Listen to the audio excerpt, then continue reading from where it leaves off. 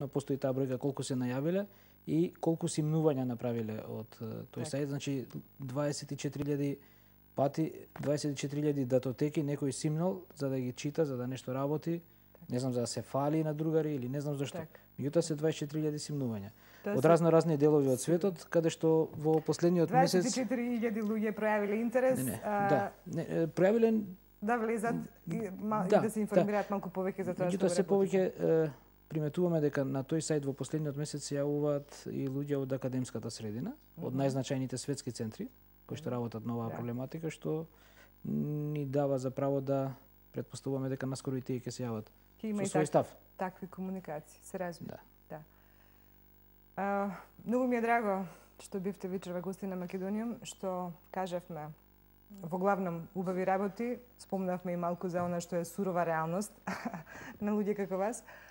Меѓутоа и тоа во функција да се надмине, значи една таква состојба на дигање кочница од некој што мисли дека е институција во оваа држава.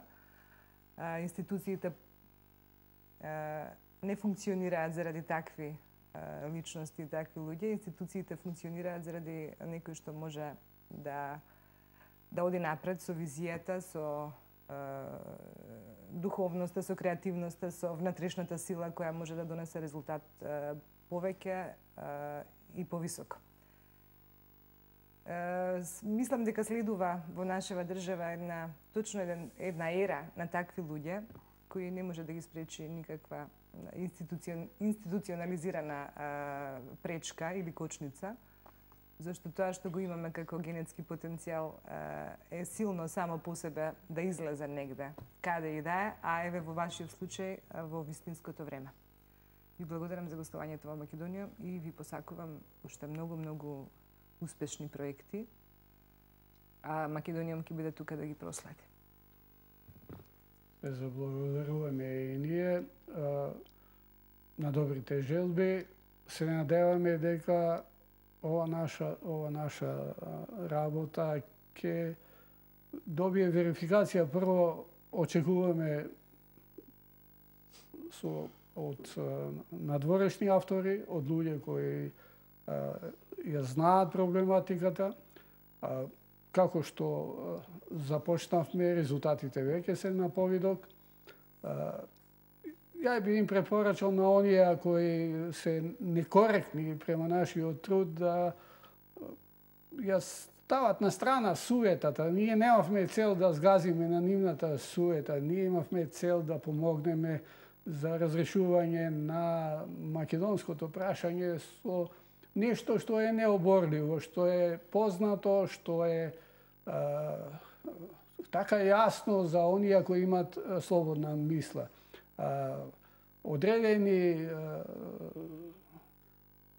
застарени сваќања не значи дека треба вечно да постојат. Одредени погрешни патишта за дефинирање на нашата судбина, на нашата историја, исто така не мора да бидат вечни. Може во секој момент со добра аргументација да се најде правиот пат, да се стават работите на нозе, место да бидат свртени наопаку.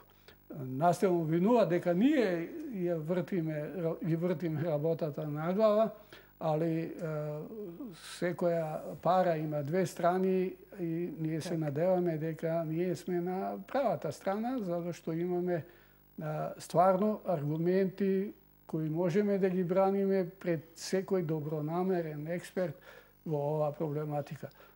Се надеваме дека многу брзо ќе воспоставиме контактни со експерти од западната цивилизација, од Велика Британија и Соединените Американски држави, доколку државата или званичните институции ни помогнат во тоа, тоа би било добре дојдено, али се пак нема да се откажеме и од идејата и на домашно поле, и овде во Македонија, вистината да излезе на видео. Не вреѓат оние навредливи написи и некоректни однесувања према нашиот труд, зашто не ги сваќаме дека тие се насочени према нас лично, него се насочени према нашите резултати, На некој им смета нешто што мора некој пат да излезе на виделина. Ние се надеваме дека тоа што ние го правиме е многу со пошироко значење за моментот во кој што се најдува Македонија. Се разбира. Благодарам на повикот. Ево толку од мене. Благодарам академиче, само професорот Тинтов дали има нешто за крај? Благодарам на повикот и на интересот за како стои ситуацијата со нашата работа. Како што ти кажав претходно, ние ќе продолжиме со работата без разлика на да речеме пречките кои што се јавуваат. Не се кочници, него се пречки. Кочници некојаш и помагаат за да на кривина некој не се залета ептен. Да. Тоа е помош во некои ситуации, се пречки и тоа не аргументирани, но добро.